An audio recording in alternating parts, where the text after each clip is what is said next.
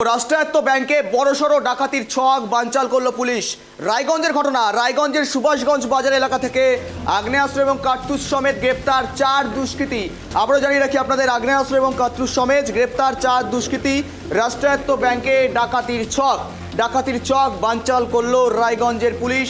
সুভাষগঞ্জ এলাকা থেকে 4 জন গ্রেপ্তার।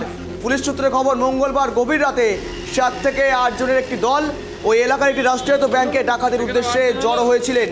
আর গোপন সূত্রে সে খবর পেতে এলাকায় হানা দেয় বিশাল পুলিশ বাহিনী।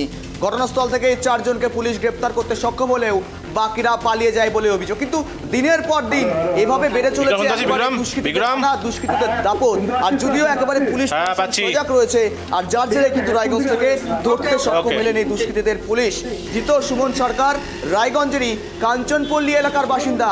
অর্থাৎ কোথাও যেন দেখা যাচ্ছে সর্ষের মধ্যে লুকিয়ে রয়েছে ভূত। অর্থাৎ এলাকারই বাসিন্দা যখন ধৃত হচ্ছেন, এলাকার বাসিন্দা যখন দুষ্কৃতী হিসেবে পরিচিত হচ্ছেন এবং তার কাছ থেকে যখন আগ্নেয়াস্ত্র উদ্ধার করা হচ্ছে, বড়সড় ডাকাতির ছক বানচাল করলো রায়গঞ্জ থানার পুলিশ। এ সমস্ত বিষয় নিয়ে আপডেট কি রয়েছে, চাঞ্চল্যকর পরিস্থিতি, চাঞ্চল্যকর খবরে চোখ থাকছে আমাদের।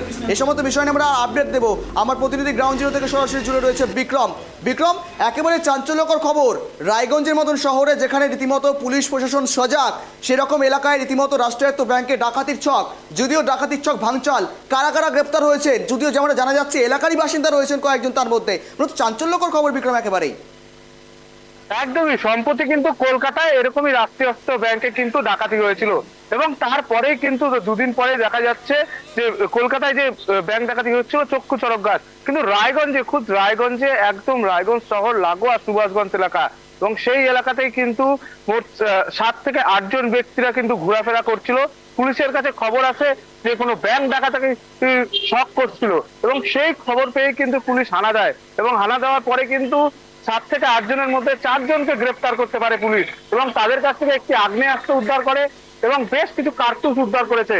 এবং এদের সবথেকে গুরুত্বপূর্ণ বিষয়, এদের বাড়ি কিন্তু ভিন রাজ্যে নয় বা কোনো বাইরের থেকে কিন্তু আসেনি। তাদের বাড়ি রায়গঞ্জ শহরের এলাকাতে, তার 2 জনের বাড়ি কাঞ্চনপল্লীতে এবং আর 2 জনের বাড়ি কিন্তু সুভাষগঞ্জ এলাকাতে। তবে কোন ব্যাংক ডাকাতির ছক করছিল এবং কারা কারা আরো এর সাথে কোনো যুক্ত আছে কিনা, এদের কত বড় টিম রয়েছে, এদের সাথে আরো কারা কারা যুক্ত রয়েছে, সমস্ত বিষয় কিন্তু পুলিশ প্রশাসন ইতিমধ্যেই তদন্ত শুরু করেছে। আজ 4 জনকেই কিন্তু গ্রেপ্তার করে রায়গঞ্জ জেলা আদালতে পাঠানো হয়েছে এবং রিমান্ড নেওয়া হবে বলে জানিয়েছে পুলিশ প্রশাসনের তরফ থেকে। এবং সেই রিমান্ডের পরেই কিন্তু জানা যাবে আরো তথ্য যে কারা কারা এর সাথে যুক্ত ছিল, কোন ব্যাংক ডাকাতি করতে যাওয়ার ছক করছিল এবং এদের সাথে আরো কোনো যুক্ত আছে। কিন্তু খুব গুরুত্বপূর্ণ বিষয় গৌরব, এর আগে কিন্তু রায়গঞ্জ শহরে বড় ডাকাতি হয়েছিল। রিলায়েন্স জুয়েলার্স নামে বেশ একজন প্রতিষ্ঠিত ব্যবসায়ী রিলায়েন্স জুয়েলার্স, সেখানে কিন্তু একদম সমস্ত রাশি কিন্তু সাফ করে দিয়েছিল দুষ্কৃতীরা, এবং তারপরে কিন্তু বহুদিন পর কিন্তু ধরা পড়েছিল। তবে সেরকম কি আবারও কি ডাকাতির ছক কিন্তু করছে দুষ্কৃতীরা, এবং ভীম রাজ্যের থেকে কি কোনো টিম কি দল কি এসেছে রায়গঞ্জে, এরকম কিন্তু বিশাল প্রশ্ন কিন্তু উঠছে। ইতিমধ্যেই কিন্তু ব্যাংক কর্তৃপক্ষরা আতঙ্কে রয়েছে এবং স্বাভাবিকভাবেই যে এই যে ডাকাতির ছক, এত বড় ডাকাতির ঘটনা, যারা 7 থেকে 8 জনের একজন টিম ঘোরাফেরা করছে শহরের মধ্যে দিয়ে রাতের বেলা, এটা কিন্তু খুবই একদম ভয়ঙ্কর বিষয়। তবে ইতিমধ্যেই কিন্তু পুলিশ প্রশাসন সজাগ হয়েছে এবং গ্রেপ্তারের সংখ্যা কিন্তু আরো বাড়তে পারে বলে পুলিশ প্রশাসন জানাচ্ছে, এবং আরো যে 3 জন ছিল সেই 3 জনের খোঁজ কিন্তু ইতিমধ্যেই চালাচ্ছে গৌরব। কিন্তু বিক্রম, রীতিমতো ধৃতরা যারা রয়েছেন, যাদেরকে গ্রেপ্তার করা হয়েছে বা আটক করা হয়েছে, তাদের বাড়িঘর কোথায়, তাদের বসতি কোথায়, তারা থাকছেন কোথায়, তাদের ঠিকানা কি মিলেছে এখনো পর্যন্ত? দেখো, যেমনটা জানা যাচ্ছে যে 2 জনের বাড়ি, সুজন সরকার বয়স 34 বছর, তার বাড়ি কাঞ্চনপল্লী এলাকায়, এবং গৌর সরকার তারও বাড়ি কাঞ্চনপল্লী এলাকায়, এবং সুজন দাস বয়স 28, তার বাড়ি কিন্তু সুভাষগঞ্জ এলাকাতে, রায়গঞ্জের সুভাষগঞ্জ এলাকাতে। এবং আরেকজন যে রয়েছে রাকেশ পাসওয়ান, তারও কিন্তু বাড়ি, তার বয়স 24 বছর বয়স, তারও বাড়ি কিন্তু সুভাষগঞ্জ এলাকায়। এবং বয়সটা দেখো, একজনের 34 বছর বয়স, বাকিটা কিন্তু প্রত্যেকেই প্রায় যুবকই বলা চলে। এবং এই যে ছোট ছোট যারা রয়েছে, তাদের মাথায় এসব বস্তু বুদ্ধি কোথা থেকে আসছে, কারা এদের মাইন্ড চেঞ্জ করাচ্ছে, এরকম কিন্তু প্রশ্নচিহ্ন উঠছে। কারণ আমরা বিগত দিনেও দেখছি যে এই উত্তর দিনাজপুর জেলাতে কিন্তু চোপড়াতে ট্যাপ কেলেঙ্কারি নিয়ে কিন্তু একটা বড় মাস্টার মাইন্ড ধরা পড়েছে, এবং স্বাভাবিকভাবে এই যে এলাকাতে কিন্তু এরকম ঘটনা কিন্তু একের পর এক লেগে আছে।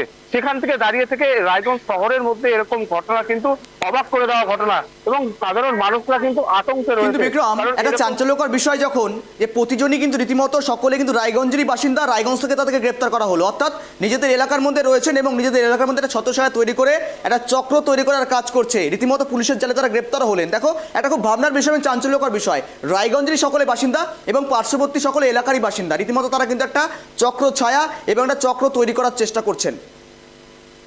একদমই, দেখো এখানেই সব থেকে গুরুত্বপূর্ণ বিষয় যে 4 জনকে যে গ্রেপ্তার করা হয়েছে এরা প্রত্যেকেরই রায়গঞ্জের বাসিন্দা এবং এদের সাথে যে আরো যারা ছিল তারা যে পালিয়ে গিয়েছিল তাদের বাড়ি কোথায়, তারা কি বাইরে থেকে এসেছে এবং এদের কি ব্রেন কি তাদের মাথায় কি কোনো কিছু বুদ্ধি ঢুকানো হয়েছে, এ সমস্ত কিন্তু প্রশ্ন চিহ্ন উঠে দাঁড়াচ্ছে এবং পুলিশ প্রশাসন সেদিকেই তদন্ত এগিয়ে নিয়ে যাচ্ছে যে এই ঘটনাগুলি কি ঘটেছিল এবং কারা কারা এর সাথে আরো যুক্ত রয়েছে এবং এই মাস্টার মাইন্ড কি রায়গঞ্জেই বসে আছে, আরো কি এরকম কোন টিম তৈরি করেছে বিভিন্ন এলাকাতে, এই প্রশ্ন চিহ্ন কিন্তু উঠছে এবং এই প্রশ্ন চিহ্নের উপরেই কিন্তু ভরসা করে পুলিশ প্রশাসন তদন্তকারী অফিসাররা কিন্তু আগাচ্ছে। গৌরব, একেবারে একেবারে বিক্রম, সঙ্গে থাকার জন্য ধন্যবাদ তোমাকে। নজর রাখো, আপডেট রাখো, তোমার কাছে আবারও আসবে। ধন্যবাদ তোমাকে সঙ্গে থাকার জন্য।